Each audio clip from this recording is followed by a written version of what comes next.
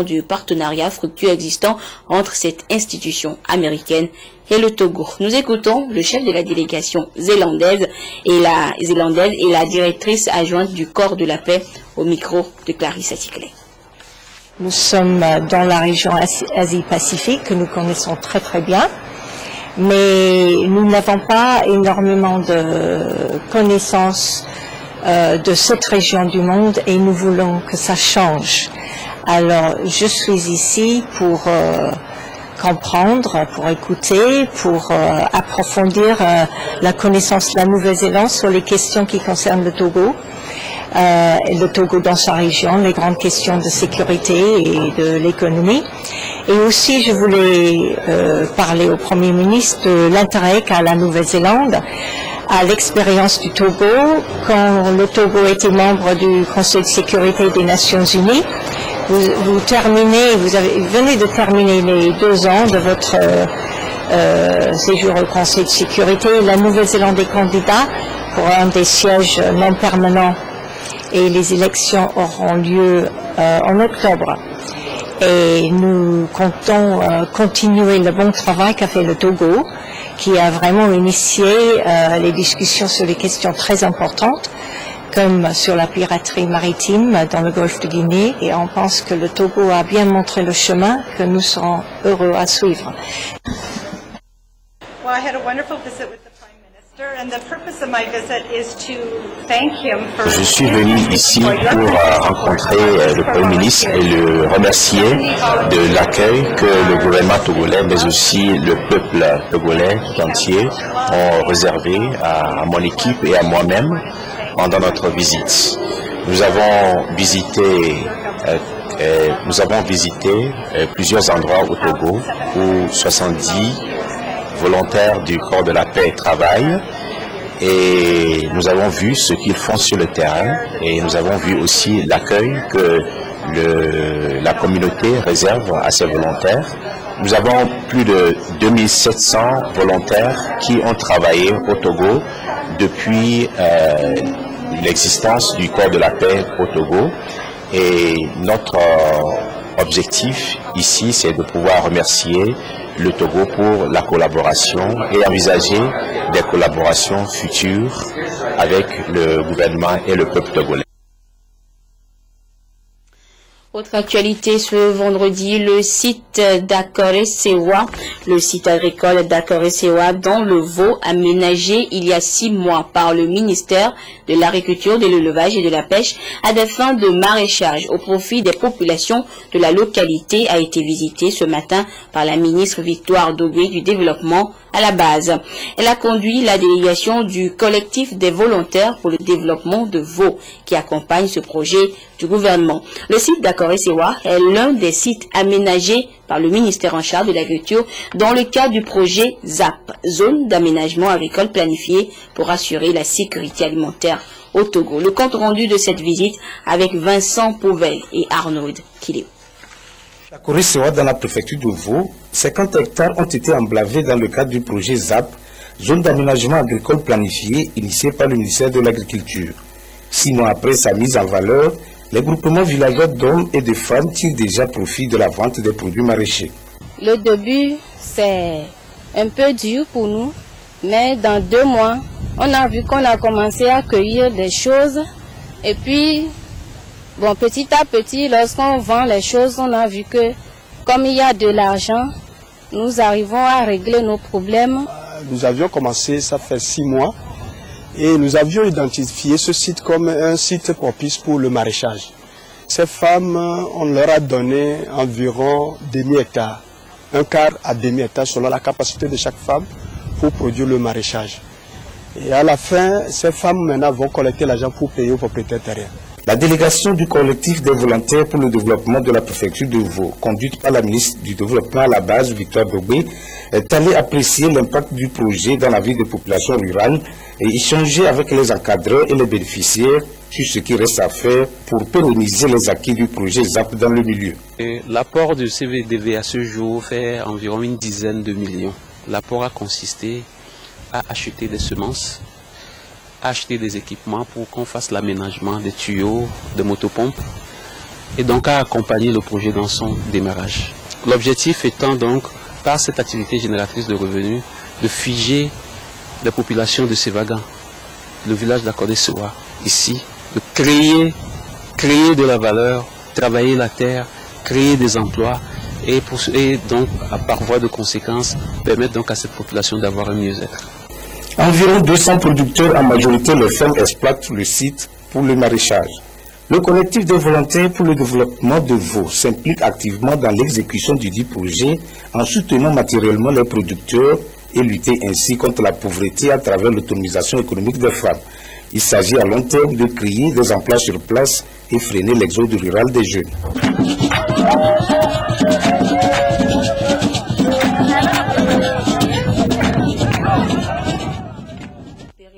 La stratégie de sécurité alimentaire au Togo, un projet dénommé Promotion du droit à l'alimentation et de la bonne gouvernance autour de la sécurité alimentaire vient de voir le jour.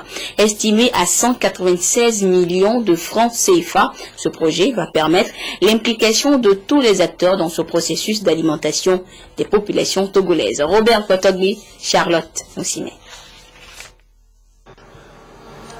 Faire du droit à l'alimentation une réalité, c'est l'idéal auquel aspire le ministère de l'Agriculture à travers diverses initiatives. Le projet Promotion du droit à l'alimentation et de la bonne gouvernance autour de la sécurité alimentaire, objet de la présente rencontre, vise à mettre en synergie les efforts de tous les acteurs concernés par les questions de nutrition en vue d'assurer un mieux-être aux populations.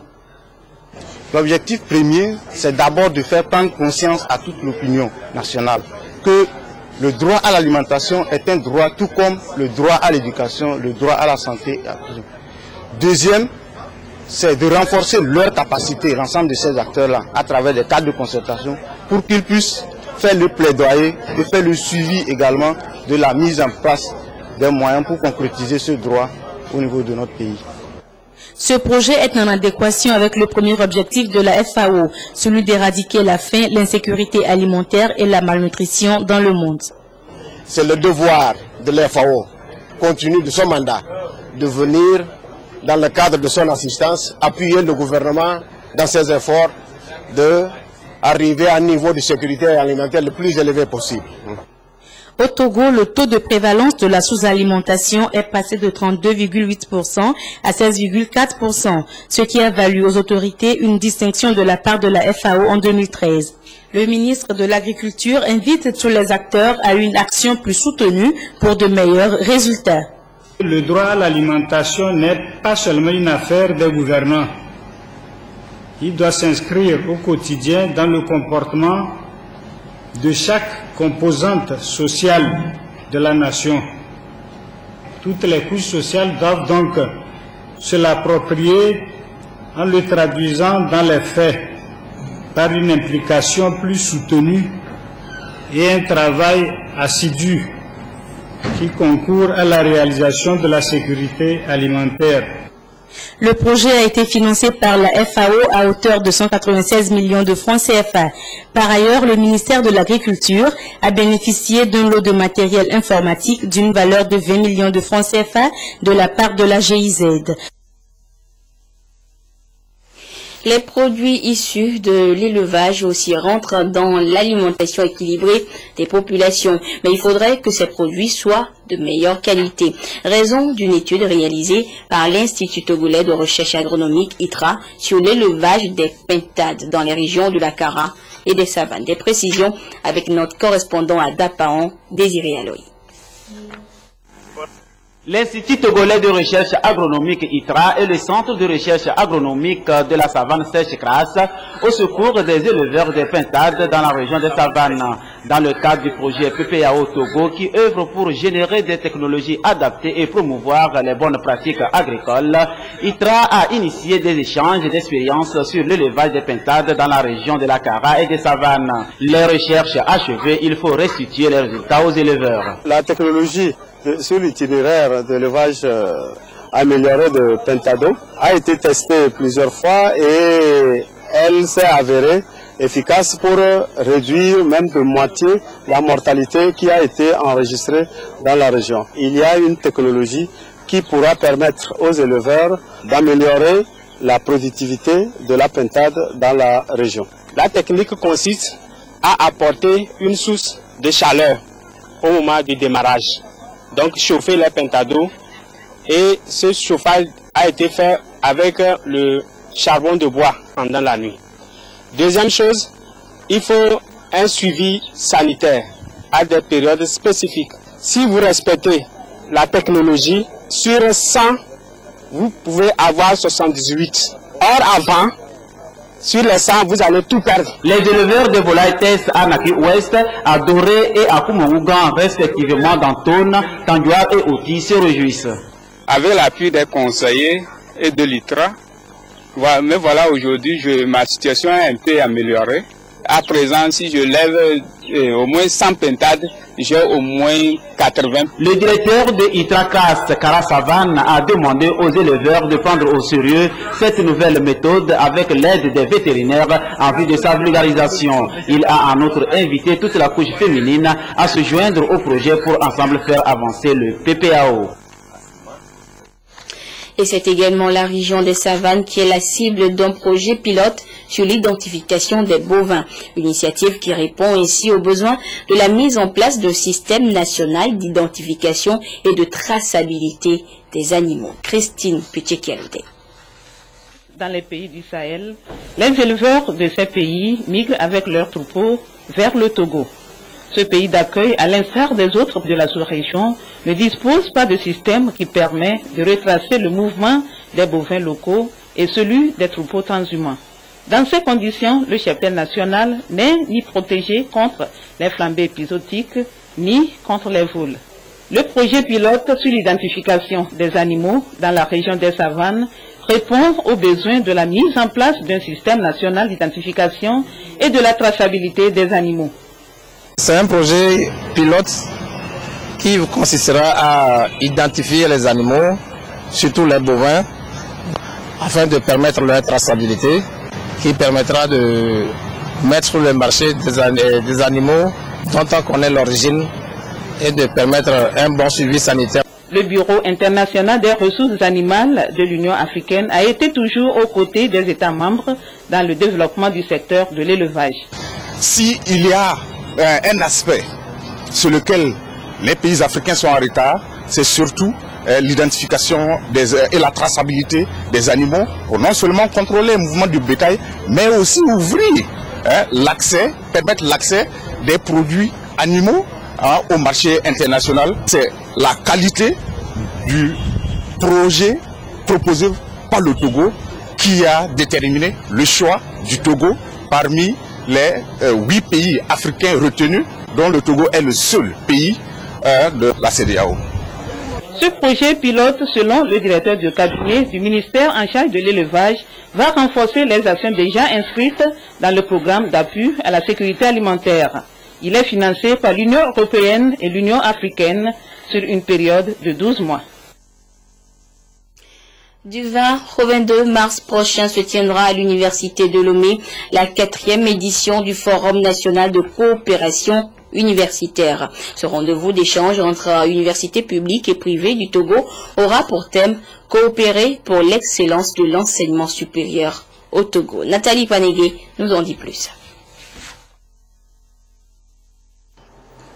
La direction de l'information, des relations extérieures et de la coopération de l'Université de Lomé DIRCOP lance la 4e édition du Forum national de coopération universitaire placé sous le thème « Coopérer pour l'excellence de l'enseignement supérieur au Togo ».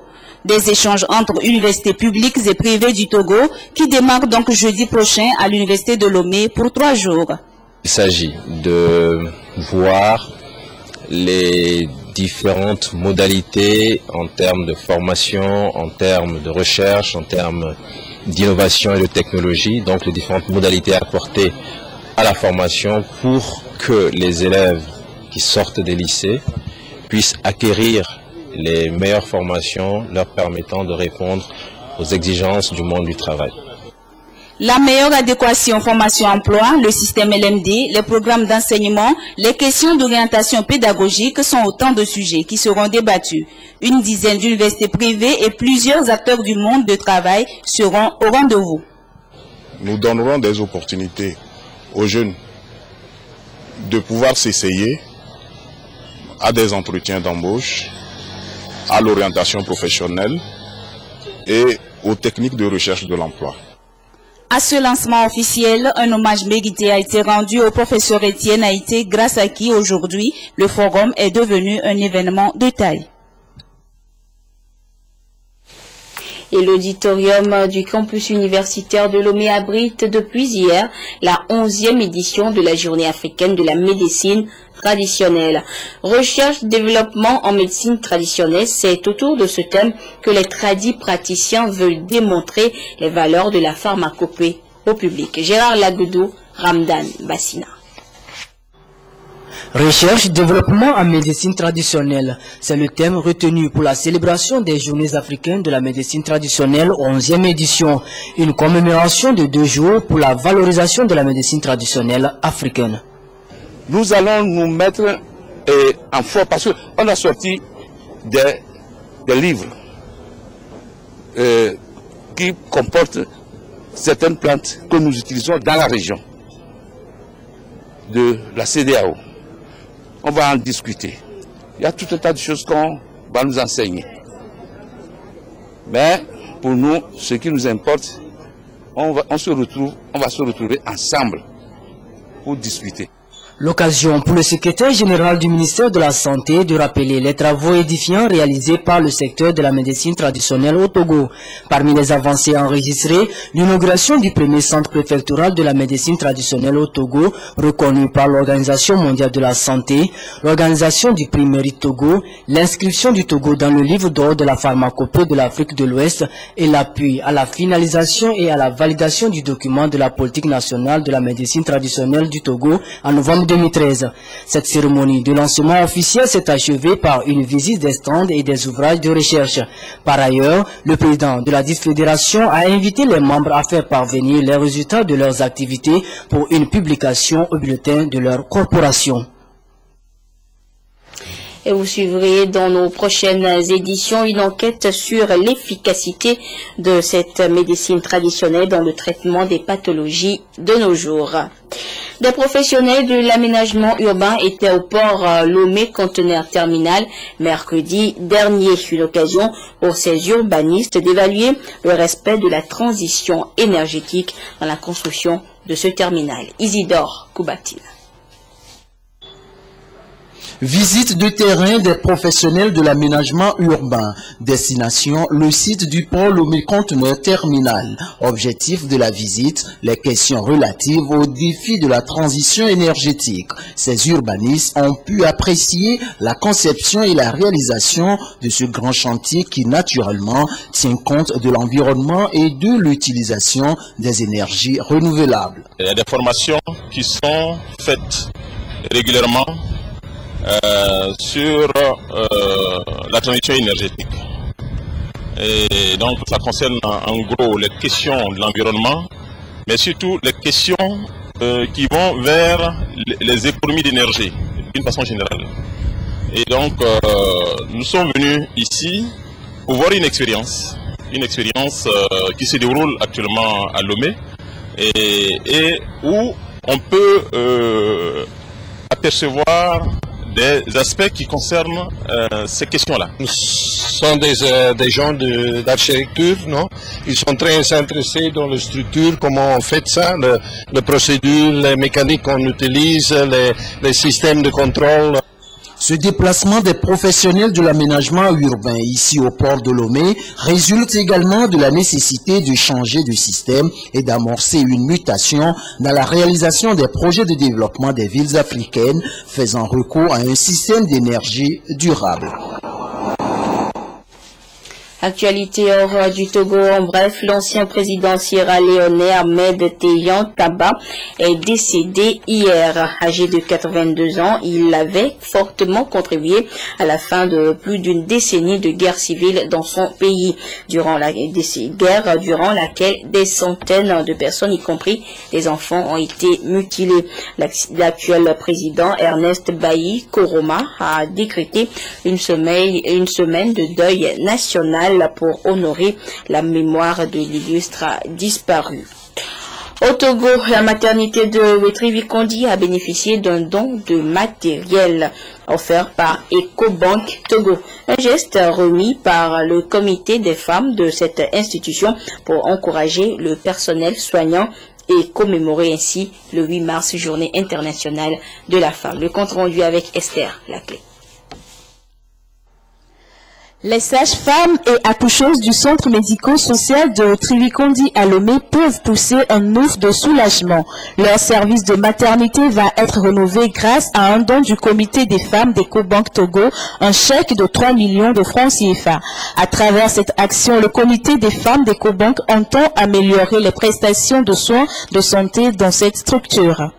Nous l'avons destiné à l'achat d'équipements médicaux qui célèbrent la maternité, c'est-à-dire tout ce qui pourrait être utilisé dans les maternités comme table d'accouchement, etc., selon les besoins qui seront exprimés par le centre et que ce montant-là pourra couvrir. Édifié en 1968, le centre de santé Wetri-Vikondi est l'une des plus vieilles structures médicales du Togo. Ce don contribuera à relever les nombreux défis d'équipement auxquels il est confronté. Le ministre du Développement à la base de l'artisanat, de la jeunesse et de l'emploi des jeunes informe les candidats au volontariat national dont les noms sont écrits dans le quotidien Togo Presse retenu pour la 7e vague d'affectation qui sont priés de bien vouloir se présenter à la grande salle polyvalente du collège protestant de Lomé pour la formation. Le programme de formation et les pièces devant constituer les dossiers seront consultés dans le quotidien Togo Presse. L'art théâtral togolais reçoit un coup de pouce. Les promoteurs de ce art ont mis sur pied le projet Circuit Art Matin, un creuset de création et de diffusion des produits artistiques et culturels. Le ton a été donné à l'initiative par la ministre en charge de la culture et des arts. Le compte rendu avec Apollinaire Kadanga et Silver Abdou. Le théâtre, un art presque en disparition au Togo, va bientôt renaître de ses cendres avec l'avènement du circuit Armatan. Un ambitieux projet qui va redonner à l'art théâtral une nouvelle image lui permettant de redorer son blason. Le succès d'un tel projet repose en partie sur le soutien de l'Union européenne et des États ACP. L'objectif principal, le nom du projet le dit même, c'est de créer un circuit de professionnalisation, mais avant qu'il y ait la possibilité de circuler, et la circulation ne peut qu'engendrer la professionnalisation. J'ai félicité la sérieuté de ces projets, parce que ces projets envisagent être durables même après le financement européen. Essayent de professionnaliser les hommes et les femmes de la culture. C'est un bel essai qui mérite d'être soutenu. Axé sur la création et la diffusion d'œuvres dramatiques, Circuit Armatan est aussi un projet fédérateur et un vecteur d'intégration qui s'inscrit dans la droite ligne de la politique du gouvernement pour la relance du secteur culturel. Le gouvernement a mis en place ce cadre législatif qui est la politique de la culture adoptée en 2011 et qu'il y a un fonds d'aide à la culture qui vient d'être opérationnel en 2013 pour mieux accompagner les activités culturelles, les artistes et les actions culturelles, pour permettre vraiment aux artistes de tous les secteurs, bien entendu, de pouvoir vivre pleinement leur talent et de contribuer ainsi au développement du pays. Le projet Circuit Armatan, par son extension dans le temps et dans l'espace, est une plateforme qui vise à terme la création d'une agence internationale spécialisée dans la diffusion des produits culturels. Dans l'émission Au cœur de la nation de ce soir, Franck Missité et ses invités vont débattre d'un thème qui passionne les Togolais et qui est souvent à l'origine de discorde entre les justiciables et les juges togolais. Il s'agit de la gestion des litiges fonciers, une émission à laquelle vous pourrez participer en téléphonant aux numéros qui seront mis à votre disposition durant l'émission à suivre à partir de 21h en direct sur la télévision togolaise. Et ainsi se referme cette édition. Merci à vous qui l'avez suivi où que vous soyez grâce à la télévision togolaise. Mais notez que l'information se poursuit. Au revoir. Suite et fin des concertations débutées hier entre le gouvernement et les partis politiques togolais. Ce vendredi, le chef du gouvernement s'est entretenu avec 2 délégations. L'Alliance des démocrates pour le développement intégral ADI et l'UNIR, Union pour la République. La stratégie d'institution de la sécurité alimentaire au Togo marque un nouveau pas. Un projet de promotion de la bonne gouvernance autour de cette sécurité vient de démarrer depuis ce matin sur aide financière de la FAO à hauteur de 196 millions de francs CFA. Et puis le secteur culturel aussi reçoit un coup de pouce de l'Union européenne. À travers le circuit Art Matin, les professionnels de l'art théâtral togolais pourront favoriser l'émergence d'une économie culturelle.